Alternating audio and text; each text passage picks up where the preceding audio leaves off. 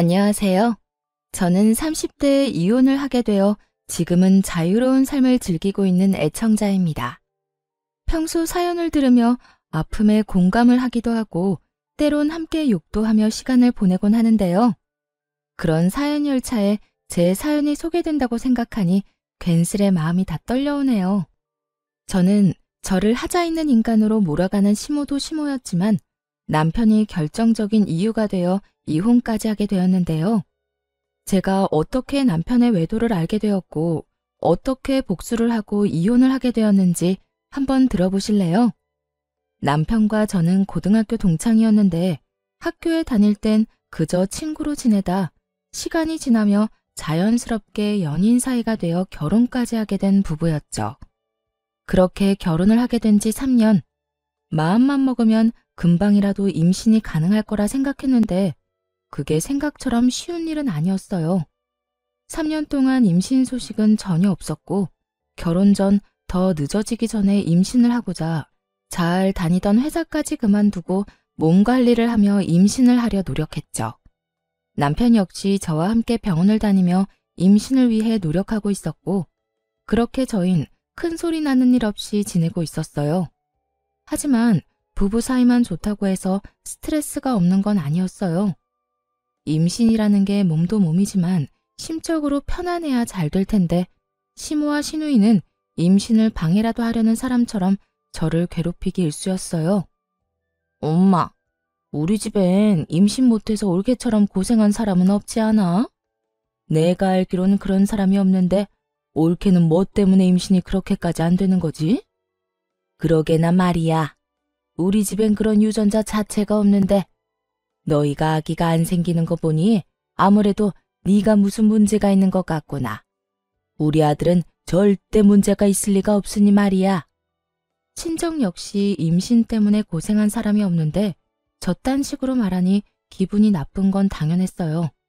거기에다 병원에서 검사받은 결과 남편뿐 아니라 저 역시 아무 문제가 없었고 그런 사실을 두 사람에게 여러 번 강조해서 말해주었는데도 불구하고 저런 말을 계속하니 정말 스트레스가 이만저만이 아니었어요. 제가 여러 번 말씀드렸잖아요. 병원에선 저희 몸엔 아무런 문제가 없다고 했다니까요. 그러니까 그런 말은 좀 하지 말아주세요. 저도 그런 말 들을 때마다 정말 스트레스가 이만저만이 아니라고요. 그런데 왜 그렇게까지 임신 안 됐니? 혹시 병원이 이상한 거 아니니? 그 병원에서 검사를 잘못한 게 틀림없다. 암! 너희 더 늦기 전에 병원을 옮겨봐. 괜히 돌팔이 병원에서 돈이랑 시간 낭비하지 말고. 그래, 옳게.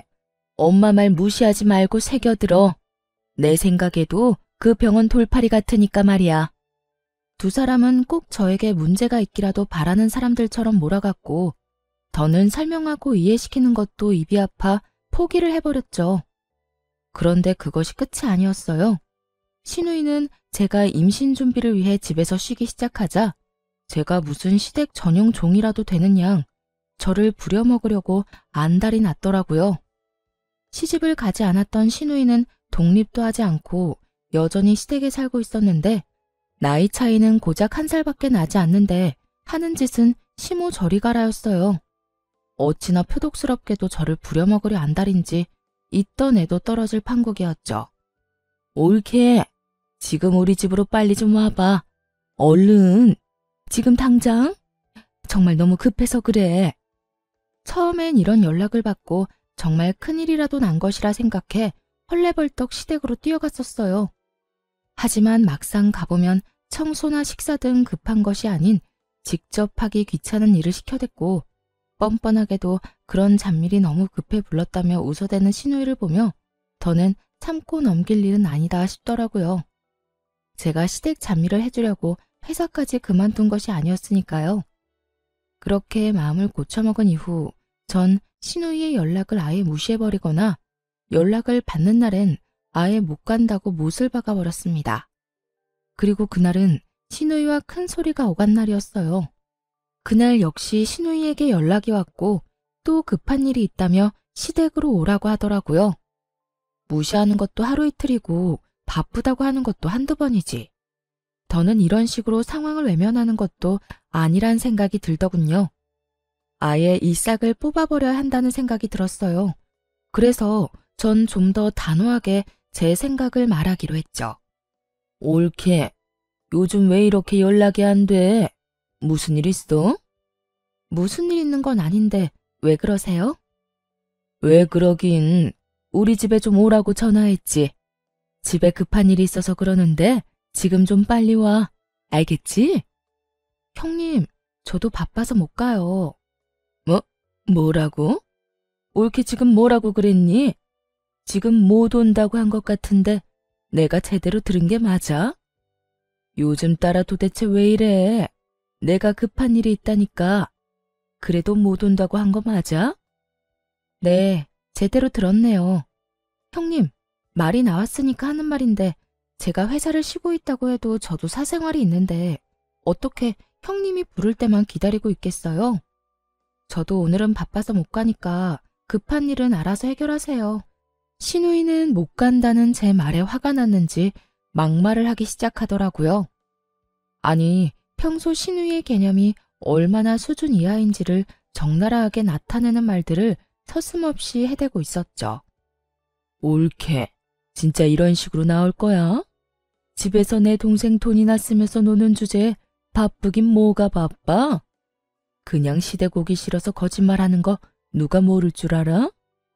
그리고 시댁 식구가 오라고 하면 오고 가라고 하면 가는 게 며느리로서 당연히 해야 하는 도리인 거 몰라?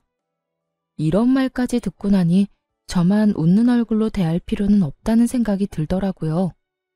거짓말은 형님이 먼저 했죠. 바쁘다고 그날리를 피워서 급하게 가보면 청소해라, 밥해라 등등. 그리고 형님, 같은 여자로서 그런 식으로 하고 싶으세요? 며느리로서 도리 중엔 그런 건 듣도 보도 못했네요, 저는.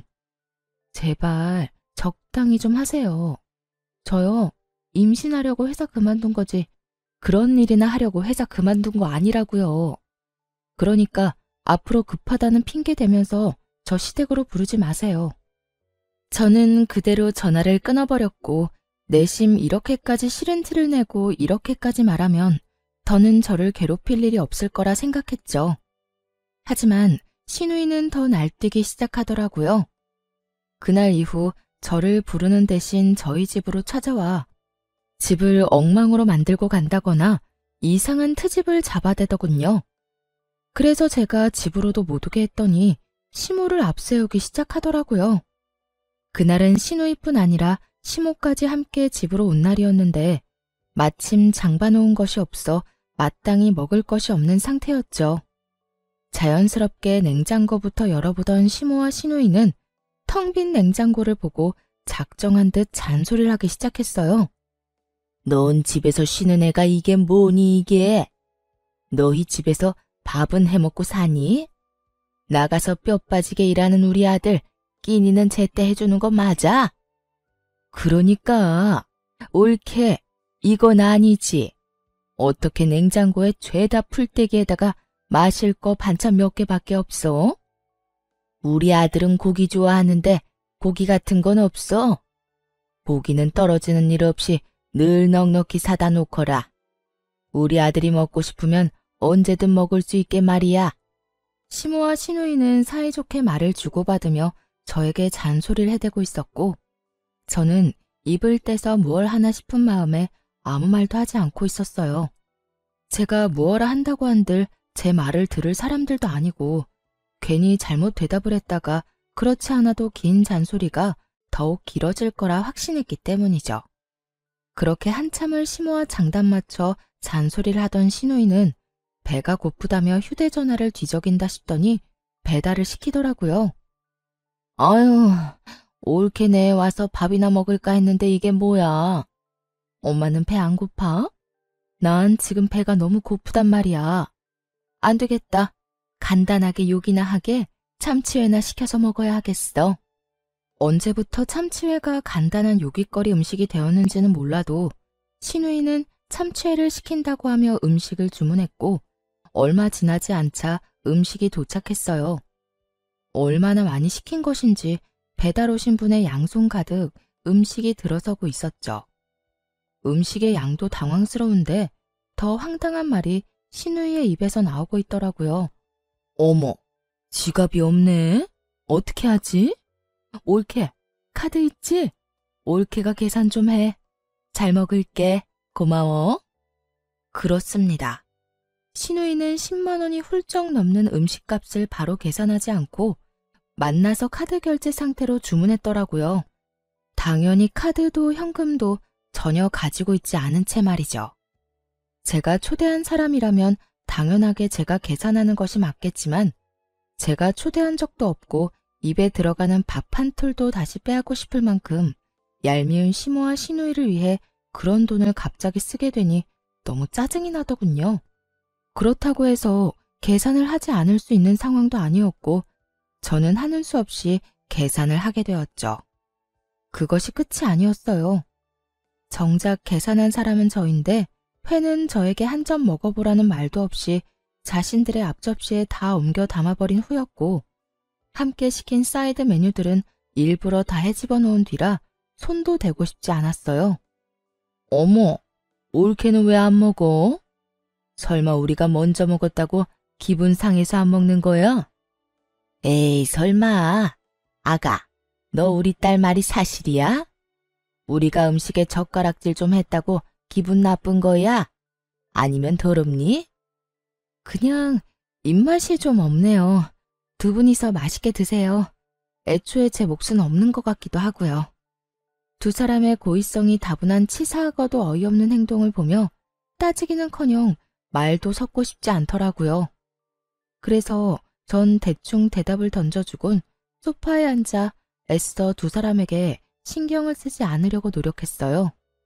그렇게 집안도 제 마음도 다 헤집어 놓은 두 사람이 돌아가고 난 후 저는 이딴 인간들 뒷바라지나 하려고 결혼을 했나 하는 회의감마저 들었고 두 사람이 어질러 놓은 그 어떤 것도 치우지 않은 채 멍하니 앉아있으니 남편이 들어오더군요. 뭐야? 집이 왜 이래? 엉망이 된 집을 본 남편이 화들짝 놀라며 저에게 물었고 너무 어이없는 상황에 화조차 나지 않았던 전 아무 감정도 없는 목소리로 남편에게 말해주었죠. 오늘 형님이랑 어머님 다녀갔어. 식탁 위에 음식물이랑 쓰레기는 형님이랑 어머님이 먹고 치우지도 않은 거고 나머지 집안 꼴도 두 사람이 다 헤집어 놓고 간 거야. 뭐? 우리 엄마랑 누나가? 심지어 오늘이 처음도 아니야. 형님은 자주 왔고 어머님은 형님만큼은 아니지만 가끔 형님이랑 올 때마다 이런 식이었어. 그래서 하는 말인데 당신이 해결 좀 해. 뭐? 내가? 나보고 어떻게 하라고. 전화를 하든 만나서 이야기를 하든 당신이 해결 좀 해. 난 더는 이런 식으로는 못 살 것 같아. 내가 당신을 사랑해서 결혼한 거지 이런 꼴이나 당하려고 결혼한 건 아니잖아. 이게 뭐야. 시댁 전용 하녀도 아니고. 뻑 하면 사람 불러서 부려먹는 것도 모자라서 그마저도 상황이 여의치 않으니까 연락도 없이 남의 집에 들이닥쳐서 사람 괴롭히는데 내가 언제까지 참고 살 수는 없지 않겠어? 그러니까 당신이 알아서 해결해. 남편은 언성을 높이지도 화를 내는 투도 아닌 저를 보며 상황이 더욱 좋지 않음을 느낀 것 같더라고요. 저를 대신에 큰 소리를 내며 휴대전화를 들고 밖으로 나가버렸으니 말이에요. 뭐? 심지어 이번이 처음도 아니란 말이야? 아, 정말 두 사람 다 왜 그러는 거야? 있어봐. 내가 통화 좀 하고 올 테니까 말이야. 이렇게 큰 소리를 치며 남편은 나가버렸고 저렇게까지 화를 내며 나갔으니 다 해결하고 돌아올 거라 생각했어요. 하지만 이런 제 기대와는 달리 통화를 끝내고 집으로 돌아온 남편은 들어오자마자 휴대전화를 내려놓으며 오히려 저에게 짜증을 내기 시작하더라고요. 당신, 내가 방금 누나하고 통화했는데 당신이 먼저 우리 누나 연락은 다 무시했다며? 우리 집으로 오라고 해도 바쁘다고 하고 끊어버리고 누나 말로는 당신이 먼저 말을 기분 나쁘게 했다고 하던데 그게 사실이야? 신우이는 사건의 시작이 어떻게 된 것인지는 쏙 빼먹고 딱 제가 본인에게 한 말과 행동만을 남편에게 전달했더라고요. 잘못은 시모와 신우이가 한 것인데 남편에게 짜증을 내는 것은 아니란 생각에 지금껏 참아왔는데 남편이 그 성의 없는 말투에 참아왔던 화가 끌어넘치더군요. 형님이 그래? 내가 먼저 연락도 무시하고 집으로 오라고 해도 가지도 않았다고? 내가 왜 그랬을 것 같아? 당신은 날 그렇게도 몰라? 내가 이유도 없이 그랬을 사람으로 보이냐고. 당신이 신경 쓸까봐 이때까지 말 안 한 건데 나 일 쉬기 시작하면서부터 형님 심심하면 나 불렀어. 급한 일 있다고 숨 넘어갈 것처럼 연락이 와서 가보면 설거지해라, 청소해라, 밥해라 등등. 내가 그런 거 하려고 일 쉬는 거 아니잖아. 우리 임신 때문에 나도 그 좋아하던 내 일까지 그만두고 집에서 관리하는 거 아니야. 그런데 어머님이랑 형님은 그런 나를 불러서는 부려먹기 바빴다고. 형님이 그런 식으로 나오는데 당신 같으면 네네 하면서 연락받고 싶겠어? 저는 고함을 지르며 따져 물었고 남편은 제 말에 잠시 움찔하는가 싶더니 생각이란 없는 인간처럼 시댁편을 들기 시작하더군요. 이유가 어찌 되었든 당신이 우리 누나 연락도 무시하고 말도 그딴 식으로 한 건 당신이 잘못한 거야. 누나가 그래도 당신보다 나이도 많고 손윗사람인데 그렇게 무시를 당했으니 기분이 좋을 리가 있겠어? 그러니까 당신이 적당한 때 봐서 우리 누나한테 사과해. 알겠어? 시누이 대변인 노릇을 하느라 정신이 나가버린 남편을 보는데 정말 오만정이 다 떨어진다는 말의 의미를 알겠더라고요. 저에게 시누이에게 사과를 하라며 우겨대는 남편을 보는데 사람이 어쩌면 그렇게 미워 보이는지 더는 마주하고 싶지도 않더군요. 그래서 전 시모와 시누이 때문에 엉망이 된 집을 손가락질하며 말했어요. 사과는 당신이나 하고 이 집 정리도 당신이 해. 뭐? 내가 왜? 내가 왜? 몰라서 물어? 이거 내가 어지럽혔어? 다 당신 엄마, 당신 누나가 이런 거잖아. 식탁 위에 저것들도 계산은 내가 했지만 난 한 입도 못 먹었고 이 집도 내 집이지만 내가 어지럽힌 건 단 하나도 없어. 당신 식구들이 이렇게 한 거니까 당신이 다 치워야 하는 건 당연한 거 아니야? 하여튼 난 절대로 못하니 당신이 알아서 처리해. 알겠어? 그렇게 저는 그대로 방으로 들어와 버렸고 밖에서 구시렁거리는 소리와 함께 치우는 소리가 들려오더군요. 그날 남편은 본인이 치운 거실에서 잠을 잤고 그렇게 저희의 사이는 점점 멀어지고 있었어요. 그때쯤부터 남편은 집에서 말도 거의 하지 않기 시작했고 전형적인 바람난 남자의 절차를 밟기 시작하더군요. 그런 남편의 모습을 보며 저는 수상하다고 생각했고 그런 생각이 짙어지던 찰나 고등학교 동창인 여자친구에게 전화가 오더라고요. 이 친구 역시 저와 똑같이 같은 고등학교 남자친구와 결혼을 한 친구였는데 할 말이 있다며 망설이는 것이 보통 일은 아니겠구나 싶더군요. 한참을 망설이던 친구의 입에서 나온 이야기는 제 예상을 훨씬 뛰어넘는 이야기였어요. 며칠 전에 남자애들끼리 동창회 한 건 알고 있어? 우리 남편도 다녀왔는데 글쎄 그 자리에 네 남편이 여자친구라면서 어떤 여자를 데리고 왔다더라? 그 인간 진짜 미친 거 아니니? 아무리 남자들끼리 모인 자리라고 해도 그 자리에 있는 남자애들 너랑 네 남편이랑 결혼한 거 다 아는데 그런 자리에 여자친구를 데리고 갔다는 것 자체가 제정신이 아닌 거야. 남자들끼리 암묵적으로 비밀로 하고 있는 모양인데 우리 남편은 아무리 그래도 이건 아닌 것 같다면서 나한테 말해주더라고. 내가 이런 말을 너한테 해야 하나 말아야 하나 고민하다가 아무리 생각해도 괘씸해서 안 되겠더라고. 그러니까 너도 넋놓고 있다가 뒤통수 맞지 말고 뒷조사 하든 해서 준비 단단히 하고 있어. 충격이 크더라고요. 외도를 저지르고 있다는 사실을 알게 된 것도 충격이었지만 어떻게 상간녀를 데리고 동창회를 나갈 생각을 할 수 있는 것인지 정말 제 상식으론 이해가 되지 않더군요. 얼마나 내가 우스웠으면 그런 식으로 행동했을까? 분노가 머리 끝까지 차올랐죠. 동창생들 앞에서 소개하면 저도 모를 리가 없잖아요.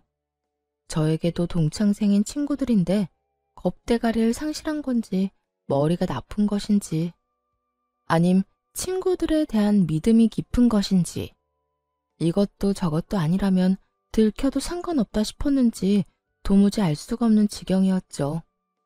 그 모든 것이 혼란스러운 상황 속에서도 확실해지는 것은 있었어요. 그 인간은 저와 이혼이 하고 싶어 환장한 인간이 분명했고, 전 그런 인간과 이혼을 해야 한다는 것 말이죠. 친구의 조언대로 흥신소에 의뢰해 남편의 뒷조사를 시작했고, 며칠 뒤 흥신소에서 전해드린 소식은 정말 통쾌하면서도 경악스러움 그 자체였어요. 이 정도면 거의 사기인데요. 그 상간녀 말인데요. 지금 남편한테는 부잣집 딸 행세를 하고 있고 남편분이 역시 그런 모습에 감쪽같이 속아 넘어간 것 같더라고요. 아니, 엄연히 말하자면 처음엔 부잣집 딸이 맞았었어요. 두 사람이 만날 때는 상간녀가 잘 나가는 집 딸이 맞았는데 그 집안이 몇 달 전부터 부도 이야기가 나오더니 최근엔 거의 부도 직전이라고 하더라고요. 물론 상간녀는 이런 사실을 숨기고 여전히 부잣집 자식 행세를 하고 남편분한테 온갖 선물들을 뜯어내고 있고요. 대화를 들어보니 돈까지 받아 쓰고 있는 것 같던데요. 뭐 상간녀 말로는 주식에 돈이 다 묶여 있는데 지금 빼면 손해가 크다. 이런 식으로 남편분 속여서 돈을 받아내고 있는 것 같더라고요. 하여튼 자세한 내용이나 사진, 녹음 파일은 따로 보내드릴 테니 확인해 보시고 혹시나 더 필요한 거나 궁금하신 거 있으면 연락해 주세요. 들어보니 남편은 상간녀와 만난 지 적어도 반년은 더 되어 보인다고 하더라고요. 반년이라는 말에 충격이 클 수밖에 없었죠. 그땐 저와 사이도 좋을 때라 외도에 대해선 의심조차 하고 있지 않을 때였으니까요. 급격하게 줄어든 생활비와 그 못지않게 줄어든 말수에 의심은 하고 있었지만 그 의심이 현실로 돌아오니 생각보다 충격이 크긴 하더군요. 그러면서도 똑똑한 척은 혼자 다 하고 돌아다니더니 어디서 저런 사기꾼 같은 여자에게 홀려서 허황된 꿈이나 꾸고 있는 남편이 한심하기 짝이 없기도 했고요. 거기에다 더 어이없는 건 신우이였어요. 신우이 역시 남편의 허황된 꿈에 동참 중인 듯 했는데 사진을 보니 상간녀에게 잘 보이려 가진 애를 쓰고 있더라고요. 함께 백화점을 다니며 상간녀는 쇼핑을 하고 신우이는 그런 상간녀의 물건을 계산해주는 것도 모자라 상간녀의 마음에 들기 위해 짐꾼 역할까지 하고 있더군요. 그 사진을 보는데 얼마나 웃었나 모릅니다. 거기에서 끝이 아니었어요. 남편과 상간녀 두 사람의 대화 녹음 파일도 있었는데 그 대화 내용도 가관이었죠. 자기야, 나 요즘 집사람이랑 사이도 좋지 않은 채로 유지 중이고 말도 제대로 안 한 지 꽤 됐어. 아마 조만간 자연스럽게 이혼 이야기가 나올 것 같아. 잘 됐지? 한껏 신난 남편의 목소리와는 달리 상간녀는 제가 느끼기에도 떨떠름한 목소리로 대답하더군요. 그래? 그런데 굳이 그렇게까지 해서 이혼하지 않아도 돼. 정 힘들면 굳이 이혼하지 말고 이대로 지내도 난 상관없어, 자기야. 에이, 그래도 이렇게 지내는 것보다 내가 빨리 정리하고 자기하고 당당히 만나다가 결혼하는 게 더 좋지. 그나저나 내가 다 정리하기만 하면 자기 부모님께 인사드릴 수 있는 건 맞지? 어? 그럼 당연하지. 그렇다면 하루라도 빨리 정리하는 게 맞지. 나도 회사 생활 지겹기도 하고 요즘 따라 힘들기도 해서 하루라도 빨리 때려치우고 우리 예비 장인어른 회사에 들어가서 좋은 자리 하나 맡고 싶단 말이야. 자기 아빠가 나 꽤 높은 자리 내주시겠지? 그렇지? 그렇겠지? 아마 자기 만나보면 괜찮은 자리 마련해 주실 거야. 그러니까 그런 걱정은 하지 말고 일단 다니는 회사 일이나 제대로 해. 그만둘 때 그만두더라도 평판이 좋아야 하니까. 우리 아빠 만나기 전까진 회사 열심히 다니란 말이야. 그럼 그런 건 걱정하지 마. 그렇지 않아도 당장이라도 사표 던지고 싶은 거 참고 또 참으면서 웃으면서 일하고 있어. 자기 말대로 다른 회사 가더라도 사람 일이란 건 혹시 모르는 일이고 평판이 중요하니까 말이야. 남편은 상간녀가 파트로 매주를 쓴데도 믿을 태세였고, 상간녀는 정말 이혼까지 하고 회사를 그만둬버리면 자신이 남편을 꼼짝없이 책임져야 하니 그건 또 싫었을 거예요. 그렇다고 해서 지금 든든한 돈줄이 되어주는 남편을 버릴 순 없어 보이더군요. 교묘하게 이혼은 권하지도 않고 회사를 그만두면 안 된다는 말을 계속 반복하는 걸 보니 말이에요. 그렇게 대화만 들어도 저는 상간녀의 속마음이 다 들리는데 여전히 아무것도 모르는 남편은 격양된 목소리로 이런 말까지 하더군요. 에이, 진짜 당장이라도 집사람이랑 이혼해버리고 싶은데 얼마 안 되는 재산 정리도 좀 해야 하고 이것저것 잡음 없이 끝내려면 시간이 조금 걸릴 수도 있어. 그러니까 자기가 넓은 아량으로 조금만 더 기다려줘. 난 괜찮으니까 이혼도 너무 서두르지 마. 알겠지? 역시 우리 자기는 마음도 넓어. 남편의 신난 목소리를 듣고 있는데 그 순간 명의 이전 이야기를 했던 것이 떠오르더라고요. 결혼할 당시 집 명의를 제 명의로 했었는데 최근에 이런저런 핑계를 대며 명의를 이전해달라고 했던 것이었죠. 명의 이전은 생각지도 못한 일이라 귀등으로 듣고 생각해보자며 말을 돌리곤 했었는데 그때 생각해보니 남편에겐 다 계획이 있었더라고요. 저에게서 집을 뺏은 후 속 시원하게 저와 이혼하고 상간녀와 새 출발을 할 계획 말이에요. 그렇게 남편의 추악한 계획과 시누이와의 관계까지 모두 알게 된 저는 이혼 전문 변호사분을 만나 이혼을 준비하기 시작했고 이런 사실을 꿈에도 알지 못하는 남편과 시누이는 상간녀에게 잘 보이려 있는 돈 없는 돈 모두를 다 끌어다 쓰고 있더군요. 전 마음속으로 두 사람의 행보를 응원했고 제 이혼 준비가 끝날 즈음 남편이 집으로 회사 짐박스를 안고 들어오더라고요. 씩씩거리며 들어오는 꼴이 회사를 그만둔 듯 했어요. 그게 무슨 짐이야? 혹시 회사 그만뒀어? 남편은 박스를 바닥에 던지듯 내려놓으며 과하게 성질을 내더군요. 보면 몰라? 아, 진짜 짜증이 나 죽겠어. 박 과장은 자기가 내 월급을 준다고 착각이나 하는가 봐. 나만 보면 시비에다가 나만 보면 못 잡아먹어서 안달이라니까. 그래서 상사랑 한바탕하고 그만뒀다 이 말인 거네. 그래. 아, 차라리 잘 됐어. 이까짓 회사 그만두고 싶었는데 이참에 나도 좀 쉬면서 새 출발하지 뭐. 남편은 상간녀라는 믿을 구석이 있었던 터라 직장 상사와 트러블이 일어나기 무섭게 회사에 사표를 던져버렸고 그런 남편의 모습을 보며 오늘이 그날이구나 싶더라고요. 자고로 집도 절도 없을 때 버려야 더 큰 복수가 되지 않을까 싶었으니까요. 전 여전히 씩씩거리는 남편을 뒤로 한 채 방으로 들어가 남편의 짐을 싸 거실로 나왔어요. 제가 큰 캐리어를 건네자 소파에 앉아 넥타이를 풀던 남편이 화를 내며 말하더라고요. 이게 뭐야? 나 나가라고? 응, 나가. 당신 진짜 너무한 거 아니야? 아무리 당신이랑 상의 한마디 없이 회사를 그만뒀어도 그렇지. 어떻게 이런 식으로 가장을 내쫓으려고 할 수가 있어? 그렇게 상간녀에겐 이혼 노래를 부르더니 막상 저에게 쫓겨나는 건 자존심이 상하는 일이었던 건지 화를 막 내더라고요. 그 모습이 얼마나 기가 차고 어이가 없는지 저도 모르게 코웃음이 다 나더라고요. 당신이 상의도 없이 회사 그만둔 거? 물론 그것도 문제가 있지. 그런데 설마 그런 걸로 내가 당신을 쫓아내겠어? 그러면 이 짐은 뭔데? 방금 나보고 나가라며. 응, 나가. 내가 지금 나가라는 건 당신이 단지 회사를 그만둬서 그런 게 아니라 당신이 바람을 피우고 있기 때문이야. 당신이 바람을 피우고 있는데 회사 그만둔 게 무슨 문제가 되겠어? 여보, 내가 바람이라니 무언가 오해를 하나 본데 나 그런 짓 절대 못하는 거 알잖아. 그런 짓은 절대 못한다는 인간이 내 뒤에선 내 등에 그렇게 비수를 꽂았어?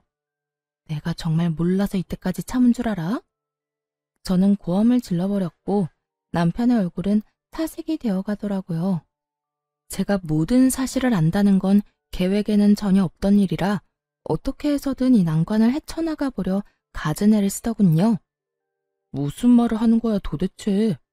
어디서 무슨 말을 들었는지는 몰라도 다 오해야. 당신은 나를 그렇게도 몰라? 나 당신뿐인 거 누구보다 당신이 더 잘 알잖아. 어쩌면 이렇게도 같은 말을 해대는 건지. 남편 역시 세상에서 여자는 저뿐이라는 듯 간절한 눈빛으로 거짓말을 해대고 있었고, 전 그런 남편에게 콧방귀를 뀌어주며 제가 듣고 본 사실들을 읊어주기 시작했어요. 당신을 잘 알긴 알지. 당신 남자들만 모이는 동창회 상간녀까지 모시고 갔더라. 남자들 우정도 참 별거 없지? 이렇게 금방 내 귀에 들어오는 거 보면 말이야. 그것뿐이야? 당신 누나도 그 여자랑 짝짝꿍이 맞던데? 백두기도 아니고 이 백화점 저 백화점 다니면서 돈을 물 쓰듯이 쓰던데? 당신이 그걸 어떻게... 누가 다 말한 거야? 당신 혹시 내 뒷조사했어? 뒷조사를 했든 앞조사를 했든 지금 어떻게 한지가 중요해? 내가 모든 사실을 다 알았다니까. 당신이 지금 부잣집 여자랑 적어도 6개월 전부터 만나왔단 거. 그 부잣집 여자한테 눈이 멀어서 나하고 어떻게 하면 이혼을 잘할 수 있을까 머리 굴리고 있는 거. 심지어 바람까지 피운 주제에 홀랑 하나 있는 이 집도 나한테서 뺏어가려고 명의까지 가져가려고 했던 것까지 말이야. 참 대단하다 대단해. 그래도 우리가 연애부터 시작해서 결혼 생활까지 몇 년인데 나한테 이 집 넘겨주는 게 그렇게 아까웠니? 하물며 이 집 살 때 내 돈이 더 많이 들어갔는데. 남편은 제 말에 더는 할 말이 없는지 제 눈치를 살피다 깊은 한숨을 길게 내쉬더라고요. 그리고는 이내 지금까지 보였던 눈빛과는 전혀 다른 눈초리로 절 보며 이렇게 말하더군요. 그래, 아까웠다 아까웠어. 당신 돈이 얼마나 많이 들어갔든 어쨌든 내 돈도 들어갔고 집값도 그만큼 올랐는데 안 아깝겠어? 그래서 어떻게 해서든 명의 내 명의로 옮겨오고 자연스럽게 이혼하려고 했었다. 그게 그렇게 잘못한 일이야? 사람이라면 전부 자기 이득부터 따지기 마련이야. 나도 자연의 이치에 따라 내 이득 좀 따지겠다는데 그게 왜? 남편은 무엇이 잘못된 것인지 전혀 알지 못하는 눈치였어요.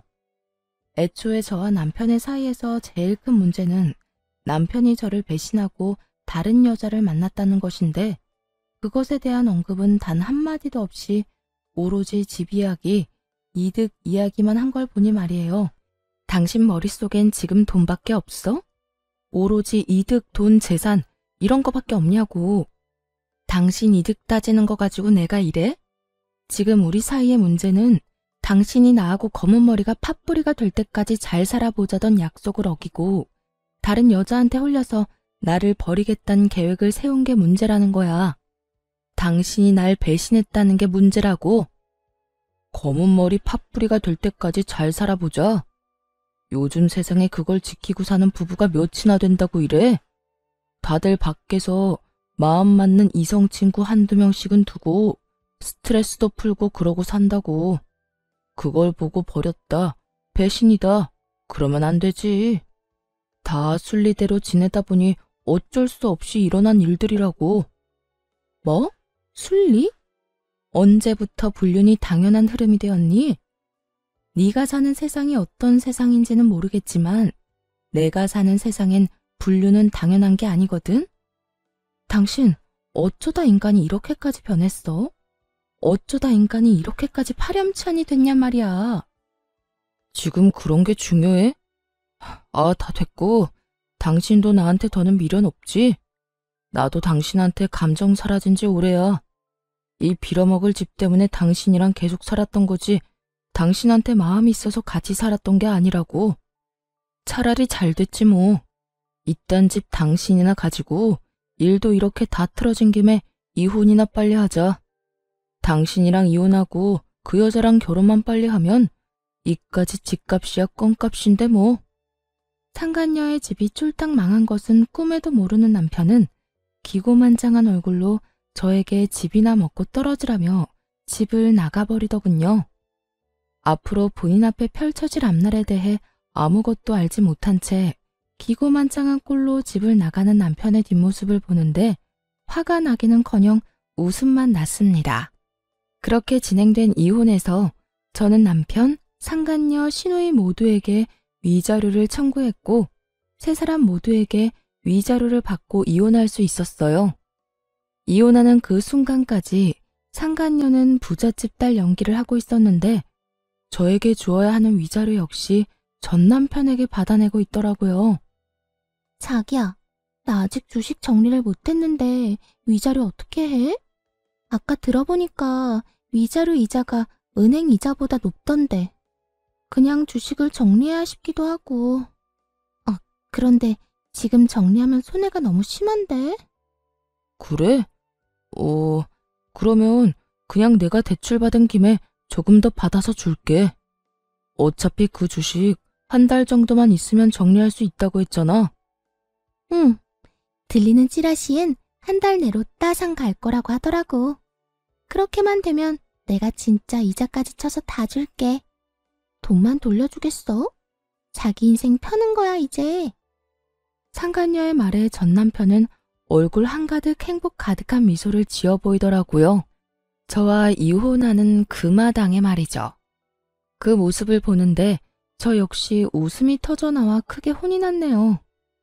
주식에 큰돈이 묶여있는 것도 거짓말, 앞으로 인생이 필 일만 남았다는 것도 거짓말이란 것을 저는 잘 알고 있었으니까요. 그렇게 전 남편과 전 시누이가 빚쟁이가 된 채 소송은 마무리되었고 이혼 확정 서류를 제출하면 모든 것이 끝이 나는 날이 다가왔어요. 전 남편은 서류를 제출하려던 저를 기다리고 있었는데 그 몰골이 말이 아니더라고요. 죽도 한 그릇 못 얻어먹고 다니는 것인지 피골이 상접한 것은 물론이었고 행색도 남루한 것이 굳이 물어보지 않아도 어떤 상황인지 훤히 보이더군요. 제가 전 남편을 발견한 직후 전 남편 역시 저를 발견했는지 다짜고짜 저에게 달려와 무릎을 꿇고 빌기 시작하더군요. 여보, 서류 제출하러 온 거야? 이 서류 제출하면 우리 진짜 끝인 거 알고는 있지. 잘 알고 있지. 그러니까 이렇게 아침 대바람부터 온 거 아니겠어? 하루라도 빨리 너 같은 인간이랑 깨끗하게 정리하려고 말이야. 여보, 그러지 말고 다시 한번 생각해보면 안 될까? 우리가 이렇게 이혼한다는 거 정말 말도 안 되는 일이잖아. 뭐? 말도 안 되는 일? 뭐가 말도 안 되는데? 당신 말대로 우리 고등학교 때부터 해서 지금까지 함께한 시간이 얼만데 이대로 우리가 헤어진다는 게 말이나 된다고 생각하는 거야? 정말 웃기지도 않더라고요. 그 긴 세월이 그렇게나 소중하다는 사람이 어떻게 다른 이유도 아닌 외도로 인해 이혼까지 하게 만들었으니 말이에요. 심지어 끝까지 반성은커녕 비웃기 바빴던 걸 제가 다 기억하고 있는데 이제와 이렇게 매달리는 꼴을 보고 있자니 통쾌하기는커녕 미친 듯이 화가 났어요. 그 세월이 그렇게 소중했다는 인간이 그딴 짓을 했니? 기억 안 나? 당신 나하고 이혼하는 그 순간까지 미안하다는 말은커녕 본인은 잘 먹고 잘 살 테니 나는 이혼녀 딱지 붙이고 잘 살라고 했던 거. 그런데 이제 와서 무릎까지 꿇고 왜 이런데? 갑자기 집 나갔던 양심이 다시 되돌아오기라도 했는가 봐. 그땐 내가 정말 정신이 나가버려서 당신한테 어떤 짓을 하고 있는지조차 몰랐어. 나 사실 당신이랑 그렇게 이혼하고 나 당신 많이 그리웠어. 나한테 당신이 정말 없어서는 안 될 존재라는 것도 알았고 오로지 당신만이 내가 사랑할 수 있는 여자란 걸 깨달았지 뭐야. 깨닫기는 개뿔. 상간녀의 집이 쫄딱 망해버려 쥐뿔도 없는 상황이란 걸 전 남편은 알게 되었고 전 남편은 상간녀를 닥달하기 시작했다 하더군요. 손해볼 것이 하나 없는 상간녀는 헤어지자는 말과 동시에 받았던 돈은 한 푼도 갚지 않고 도망을 가버렸다는 소문을 이미 다 전해들어 알고 있는 상태였죠. 그러니까 전 남편은 저에 대한 사랑이 그리운 것이 아니라 거짓골이 된 자신이 아쉬워서 저에게 매달리는 것임을 저는 누구보다 잘 아는 상태였죠. 참, 거짓말도 정성껏 잘한다. 야, 내가 너 바람난 것도 다 알고 있었는데 네가 지금 왜 이러는지 모를 줄 알아? 혹시 당신도 내 소식 다 들은 거야? 아, 당신도 다 아는 것 같으니까 솔직하게 말할게. 그 여자 알고 보니까 회사 부도가 났었더라고. 그 사실을 나한테는 감쪽같이 속이고 주식 핑계대면서 나한테 돈 뜯어가고 있었고. 정말 너무하지 않냐? 어떻게 날 속일 수가 있어? 어쩐지 내가 당신하고 이혼한다고 할 때마다 반응이 시원치 않더라니. 하여튼 내가 이혼하고 위자료 내느라 빚쟁이 되고 우리 누나도 당신한테 위자료 주느라 빚쟁이 되니까 더는 뜯어먹을 거 없다 싶었는지 도망갔어. 내 돈, 누나 돈은 한 푼도 안 주고 말이야. 우리 집 지금 난리야. 나 회사도 그만두고 취업도 안 돼서 대출금 갚을 돈이 없어서 엄마 집까지 팔아 대출금 갚아야 하는 신세라고. 어쩌다 내 신세가 이렇게까지 된 건지. 전 남편은 눈물까지 짜내며 하소연을 하고 있었고 전 궁금하지도 않은 이야기를 듣고 있자니 하품이 다 날 지경이었어요. 그걸 몰라서 물어? 남의 가슴에 대못 박아놓고선 너는 평생 떵떵거리면서 행복하게 살 수 있을 거라 생각했어? 남의 눈에 눈물 나게 하면 네 눈엔 피눈물 나는 법이야. 그래서 할 말은 다 했니? 그 하품이 나오게 지겨운 하소연은 다 해댔냐고. 전 남편은 자신이 이렇게 눈물까지 쏟아내며 말하면 저 역시 눈물이라도 흘릴 거라 생각했는지 제 반응에 크게 당황하며 다시 울고불고 빌기 시작하더라고요. 여보, 그렇게 냉정하게 굴지 말고 예정을 생각해서라도 나 다시 받아주면 안 될까? 예정? 너한테는 그런 게 남아있는지 몰라도 난 그런 감정 따위 남은 게 없거든? 그리고 정이 남아있다고 한들 내가 미쳤어? 너부터 시작해서 줄줄이 빚쟁이인 네 집안일이랑 다시 엮이게. 넌 내가 진짜 만만하구나.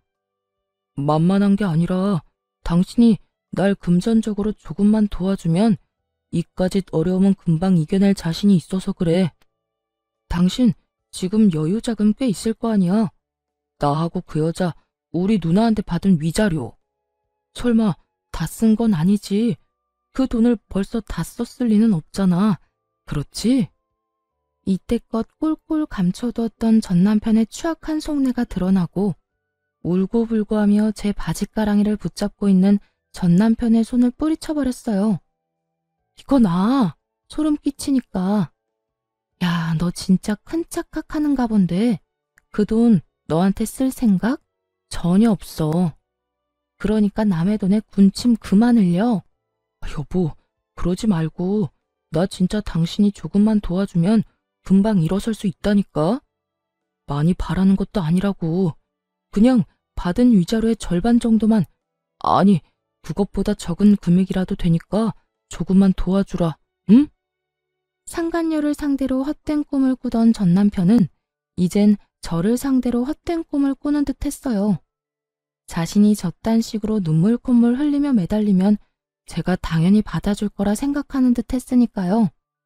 정말 착각은 자유라고들 하지만 이 정도 현실 가능성이 없는 착각에 저를 끌어들인다는 사실 자체가 기분이 슬슬 나빠져 오더군요. 야, 그 말도 안 되는 착각에 날 끌어들이지 말아줄래? 그 꿈 같은 계획은 잠잘 때나 꾸고 현실에선 네가 한 짓에 대한 벌 제대로 받아. 알겠어? 여보 제발. 나 진짜 큰일 나. 한 번만 받아주라. 제발. 이거 나 한 번만 더 내 몸에 손대잖아? 나 진짜 그대로 경찰에 신고해버릴 거야. 나 알지? 한다면 한다는 사람인 거. 그러니까 이상한 짓 그 정도만 하고 이럴 시간에 일자리나 알아봐. 돈은 자기 손으로 벌 생각을 해야지 남의 재산 탐내다가 그 모양 굿꼴이 돼놓고도 아직도 정신을 못 차렸어? 네 일은 네가 알아서 해결해. 전 그대로 전 남편을 뿌리쳐버리곤 서류를 제출해버렸고 그렇게 지긋지긋한 2년이 끝났습니다. 그 후 전 집도 옮기고 회사도 옮겨버린 후 잘 지내고 있습니다.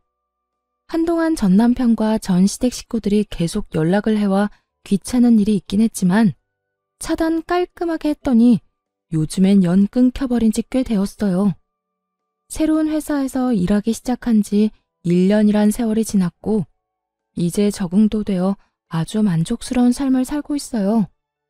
아직 마음의 준비가 되지 않아 누군가를 만난 적은 없지만 제 마음이 누군가를 받아들일 준비가 되고 좋은 사람만 나타난다면 언제든 연애할 생각은 있습니다. 이혼을 하며 전 남편과 전 시댁에 많은 실망을 한 것은 맞지만 모든 사람이 전 남편과 같은 사람은 아닐 테니까요. 거기에다 한 번 결혼에 실패했다는 이유로 혼자 평생 외롭게 살 생각은 없기에 열린 마음으로 살아보려고 합니다. 이혼을 할 당시만 해도 이렇게 만족스럽고 행복한 삶이 저를 기다리고 있을 거라는 생각은 하지 못했어요. 이혼이 흠이 아닌 시대가 왔다고들 하지만 막상 제가 이혼할 처지에 놓이게 되니 그런 말들이 쉽게 와닿지도 않았고 위로도 되지 않더라고요. 그때 전 그저 남편이 외도를 저질러 이혼하게 된 불쌍한 이혼녀라는 생각밖에 들지 않았으니까요. 하지만 독하게 마음을 먹고 이혼을 하고 나니 저에겐 새로운 인생이 저를 기다리고 있더라고요. 무엇보다 수준 이하의 전 시댁 인간들을 더는 마주할 필요도 없었고 저의 뒤에서 저를 기만했던 전 남편을 더는 보고 살지 않아도 됐고요. 그 뒤로 따라오는 자유, 압박 없는 삶 등 여러 가지도 물론 좋았어요. 이렇듯 전 지금의 생활에 더없이 만족하고 이혼녀이긴 하지만 유부녀일 때보다 더없이 행복하답니다.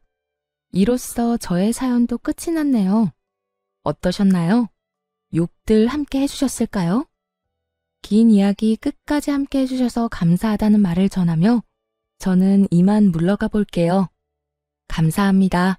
다들 행복하세요.